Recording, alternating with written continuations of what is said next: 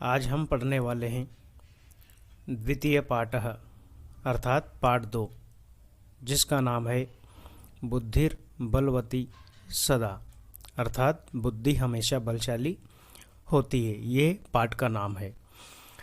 चलिए सबसे पहले हम इसकी भूमिका को पढ़ लेते हैं। प्रस्तुतो अयं पाठः शुक सप्ततिः कथा ग्रंथस्य संपादनं कृत्वा संग्रहितो अस्ति, अर्थात प्रस्तुतो अयं पाठः यह पाठ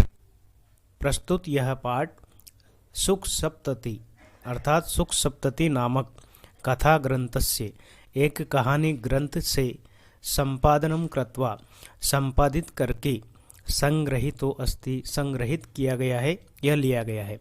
ये जो पाठ है शुक सप्तति नामक ग्रंथ से लिया गया है। अत्र पाठांशे, अत्र मीन्स यहाँ पर, पाठांशे का मतलब इस पाठ के अंश में, यहाँ पर इस पाठ के अंश में स्वलघु पुत्राभ्याम अपने छोटे पुत्रों के सह साथ में, इस पाठ के अंश में अपने 2 छोटे पुत्रों के साथ कानन मार्गेण मीन्स जंगल के रास्ते में पितुगृहं प्रति गच्छन्त्याः पिता के घर की ओर जाती हुई बुद्धिमती इति नाम्ना महिलायाः मति कौशलम प्रदर्शितो वर्तते। अपने पिता के घर की ओर जाती हुई बुद्धिमती इति नामना, बुद्धिमती इस नाम वाली महिला के मति कौशलम यानी कि बुद्धि के कौशल को प्रदर्शितो वर्तते प्रदर्शित किया गया है। या पुरतः समागतम सिंहम अपि, या का मतलब जो पुरतः सामने समागतम आए हुए सिंहम अपि शेर को भी भीतिम उत्पाद्य डरा करके ततः निवार्यति उससे छुटकारा पा लेती है। एयम कथा यह कहानी नीति निपुणियो, नीति में निपुण यानी कि नीति निपुण शुक सारिकयो, शुक और सारिका के कथा माध्यमेन कथा के माध्यम से सद्वृत्ते विकासार्थम अच्छे आचरण का विकास करने के लिए प्रेरित करती है। तो आइए हम पाठ शुरू करते हैं। सबसे पहला गद्यांश देखिए, यहाँ से हम पढ़ना शुरू करते हैं।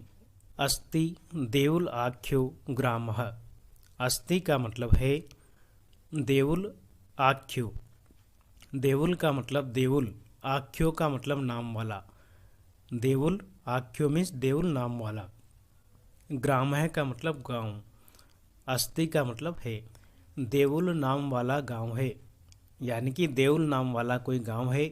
तत्र राजसिंह नाम राजपुत्र वसति स्म, तत्र मीन्स वहाँ पर, राजसिंह मीन्स राजसिंह नाम का, राजपुत्र है मीन्स राजपुत्र, वसति रहता स्म था, वहाँ पर राजसिंह नाम का एक राजपुत्र निवास करता था।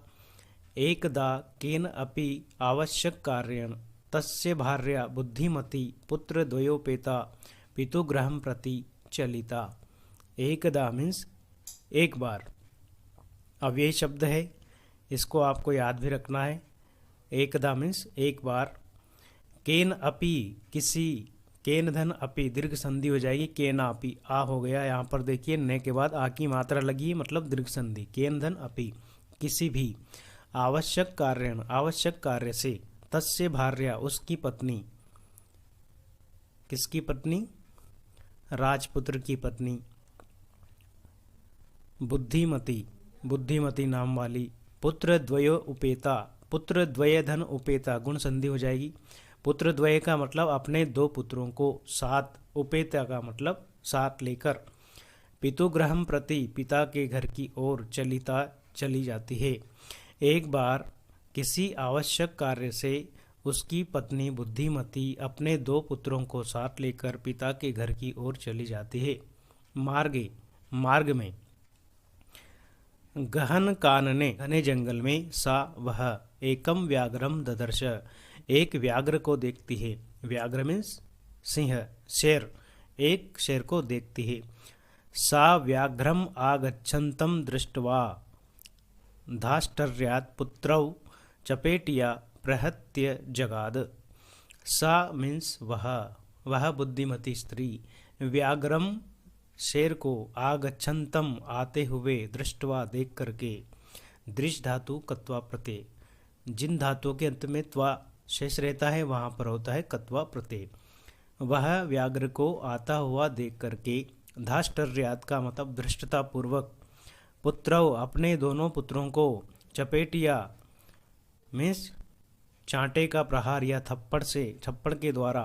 प्रहृत्य का मतलब प्रहार करते हुए। जगाद मीन्स कहती है, क्या कहती है? कथम एकेकशु व्याघ्र भक्षणाय कलहम कुरुत। कथम कैसे, एकेकशु एक एक करके तुम दोनों, व्याघ्र भक्षणाय मीन्स इस शेर को खाने के लिए, कलहम कुरुत झगड़ा कर रहे हो। अरे तुम दोनों क्यों एक एक इस व्याघ्र को खाने के लिए झगड़ा कर रहे हो?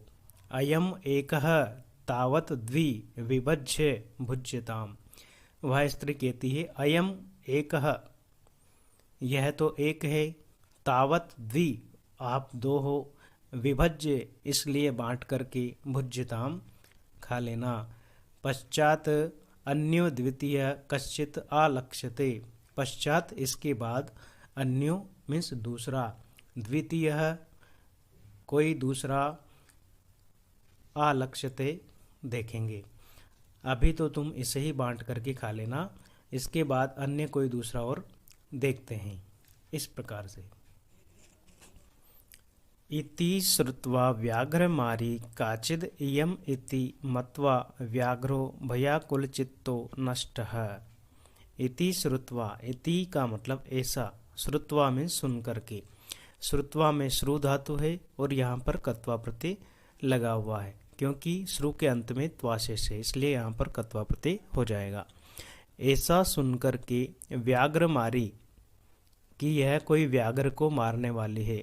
काचिद का मतलब कोई, इयम का मतलब यह, इति का मतलब ऐसा। तीन शब्द हैं इसमें, काचिद, इयम, इति। यह कोई व्याघ्र को मारने वाली है, शेर को मारने वाली है, ऐसा सुन करके। मत्वा और मान करके, मत्वा में भी यहाँ पर कत्वा प्रत्यय लगा हुआ है। व्याघ्रो मीन्स वह शेर, कि यह तो कोई व्याघ्र को मारने वाली है, शेर को मारने वाली है, ऐसा सुनकर और मानकर वह शेर भयाकुल चित्त। भयाकुल का मतलब भय से आकुल, चित्त का मतलब मन वाला, यानी कि अत्यधिक डरा हुआ, अत्यधिक भयभीत होकर के। नष्ट, नष्ट का मतलब वहाँ से भाग जाता है। इस श्लोक का मतलब ये हुआ, निज बुद्धिया का मतलब अपनी बुद्धि के द्वारा। विमुक्ता का मतलब विमुक्त हो गई थी। सा का मतलब वह, भयात का मतलब भय से। अपनी बुद्धि के द्वारा वह विमुक्त हो गई थी भय से या डर से। व्याघ्र से मतलब शेर के। मिनी का मतलब बुद्धिमती स्त्री। वह बुद्धिमती स्त्री अपनी बुद्धि के कौशल के द्वारा शेर के भय से भी मुक्त हो गई थी। अन्यो अपि, ऐसे ही और भी, बुद्धिम आलोके। आलोके का मतलब इस संसार में, इस लोक में। बुद्धि का मतलब बुद्धि के द्वारा। अन्यो अपि दूसरे लोग भी, मुच्यते छुटकारा पा सकते हैं। महतो भयात, बहुत बड़े डर से या बहुत बड़े भय से। इस संसार में और भी लोग बुद्धि का प्रयोग करके महान भय से या महान संकट से छुटकारा पा सकते हैं। इस प्रकार से श्लोक का अर्थ हुआ। चलिए इसके बाद देखते हैं। भयाकुलम व्याघ्रम दृष्ट्वा कच्चित धूर्तः श्रृंगालः हसन आहा। भयाकुलम मतलब भय से आकुल या डरे हुए। व्याघ्रम दृष्ट्वा शेर को देख करके। कच्चित धूर्त श्रृंगालः कोई धूर्त शियार। हसन हंसते हुए। आहा बोला। हसन आहा का मतलब हंसते हुए बोला। भवान कुतः भयात पलायितः। भवान मीन्स आप। कुतः किसके, भयात भय से। पलायिते मीन्स भाग रहे हो। भवान कुतः पलायिते आप कहाँ से भाग रहे हो। व्याघ्रः तो शेर कहता है गच्छ गच्छ जम्बुक। गच्छ गच्छ मीन्स चलो चलो, जम्बुक सियार। अरे सियार तुम भी चलो चलो। त्वम अपि किंचित गूढ़ प्रदेशम। त्वम अपि का मतलब तुम भी, किंचित किसी, गूढ़ प्रदेशम अर्थात सुनसान प्रदेश में, चलो चलो तुम भी मेरे साथ किसी गूढ़ प्रदेश में, गोपनीय प्रदेश में या गोपनीय स्थान पर चलो। यतो क्योंकि, व्याघ्र मारी इति शेर को मारने वाली, या जो कि, शास्त्रे श्रूयते मैंने शास्त्रों में सुना था, तया उसके द्वारा, अहम मुझे, हंतुम आरब्धः मारना प्रारंभ कर दिया गया है। क्योंकि शेर को मारने वाली कोई स्त्री है जो कि मैंने शास्त्रों में सुना था, उसने मुझे हंतुम आरब्ध मारना प्रारंभ कर दिया है। परम लेकिन, ग्रहित कर जीवितो, ग्रहित का मतलब लेकर के, कर का मतलब हाथों में, जीवित का मतलब अपना जीव, लेकिन मैं अपने प्राणों को हाथ में लेकर, नष्टः भाग रहा हूँ, शीघ्रम और शीघ्र ही, तद अग्रतः आगे जा रहा हूँ या आगे जाता हूँ। इस प्रकार से उस व्याघ्र ने उस सियार से बोला। तो ये सब बातें सुनकर के श्रृंगालः सियार बोला, व्याघ्र हे व्याघ्र, त्वया महत् कौतुकम आवेदितम यत् मानुष्यात् अपि विभेषि। त्वया का मतलब तुम्हें देखने पर या तुम्हारे द्वारा, महत् कौतुकम, महत् कौतुक का मतलब मुझे बहुत बड़ा कौतुक हो रहा है, बहुत बड़ा आश्चर्य हो रहा है। यत् की, मानुष्यात् अपि मनुष्यों से भी, विभेषी का मतलब डरते हो। अब देखिए सियार ने उस शेर से कहा है कि हे शेर, तुझे देख करके मुझे बहुत बड़ा आश्चर्य हो रहा है कि तुम मनुष्यों से भी डरते हो, ऐसा कहा। तब शेर कहता है, व्याघ्र का मतलब सिंह या शेर कहता है, प्रत्यक्षम एव मया साक्षात् पुत्रौ एकेकशु मामत्तुम कलहय मानव चपेटिया प्रहरन्ति दृष्टा। शेर ने कहा, प्रत्यक्षम एव मया, मेरे द्वारा, मया का मतलब मेरे द्वारा, प्रत्यक्षम एव मीन्स प्रत्यक्ष में ही देखा गया है कि सा वह, पुत्रो एकेकशु माम तु, मुझे पुत्र को एक एक करके, कलह मानो ही पुत्र मुझे एक एक करके मांग रहे थे खाने के लिए, झगड़ा कर रहे थे। तब चपेटिया प्रहरंती दृष्टा, तब मैंने, चपेटिया का मतलब थप्पड़ से, प्रहरंती उन दोनों बच्चों के ऊपर प्रहार करती हुई, दृष्टा उस स्त्री को देखा। जम्बुकः, तो वह सियार कहता है, स्वामिन हे स्वामी, यत्रास्ते जहाँ है, सा का मतलब वह, जहाँ है वह स्त्री, धूर्ता, तत्र गम्यताम, वहाँ चलिए। अब देखिए सियार उसे उकसाते हुए कहता है कि जहाँ पर वह धूर्त स्त्री है वहीं चलिए। व्याघ्र, तो शेर, तब पुनः तत्र गतस्य सा सम्मुखम आक्षिप्यते यदि, तब पुनः तत्र गतस्य, तब का मतलब तुम्हारे द्वारा, पुनः तत्र वापस वहाँ, गतस्य जाने पर, सा वह, सम्मुख सम्मुखम आपिक्षते, वह सामने भी नहीं आएगी। तुम वापस मेरे साथ वहाँ चलिए, तुम्हारे सामने जाने पर वह कभी भी वापस हमारे सामने नहीं आएगी। यदि, तरही त्वया अहम हंतव्ये, नहीं तो तुम मुझे मार देना, इति ऐसा उस सियार ने शेर से बोला। व्याघ्र, तो शेर बोला, श्रृंगालः कि हे श्रृंगाल, यदि त्वम माम मुक्त्वा यासि, यदि का मतलब यदि, त्वम मिस तुम, माम मुक्त्वा मुझे छोड़कर, यासि चले गए, तदा तो, वेला अपि अवेला स्यात्, वेलाप्य वेला लिखा है, वेला अपि अवेला, यण संधि हो जाएगी। वेला का मतलब होता है शर्त भी, अवेला का मतलब अशर्त, शात हो जाएगी। देखिए शेर ने उस सियार से कहा कि यदि तुम मुझे छोड़ के भाग गए तो शर्त भी अशर्त हो जाएगी। जम्बुकः, तो सियार ने बोला, यदि एवं तरही माम निज गले बद्वा चला सत्वरम, यदि अगर ऐसा है तो माम मुझे निज गले अपने गले में बद्धवा बांध करके चलिए सत्वरम शीघ्र। ठीक है, अगर तुम्हें मेरे ऊपर विश्वास नहीं है तो तुम मुझे अपने गले में बांध लीजिए और शीघ्र ही चलिए। सह व्याघ्रः, वह शेर, तथा कृत्वा, वैसा ही करता है। काननम, जंगल में, ययो, दोनों ही चले जाते हैं। श्रृंगालेन सहितम पुनरायांतम, श्रृंगाल सहित पुनः वापस, आयांतम आता हुआ, व्याघ्रम शेर को, दूरात दृष्टवा, दूर से ही देख करके, पुनः उस श्रृंगाल को, पुनः उस शेर को श्रृंगाल के साथ आता हुआ देख करके वह बुद्धिमती स्त्री तीतवती, विचार करती है या सोचती है। जम्बुक कृत उत्साहात व्याघ्रात कथम मुच्यताम, वह स्त्री सोचती है कि जम्बुक कृतो उत्साहात, जम्बुक का मतलब उस सियार के द्वारा, कृतोत्साहात का मतलब उकसाने पर, व्याघ्रात का मतलब इस शेर से, कथम कैसे, मुच्यताम छुटकारा पाऊं। अब वापस जब यह शेर वापस आया है तो इस सियार के द्वारा इसको उकसाया गया है, तब मैं वापस इस शेर से कैसे छुटकारा पाऊं।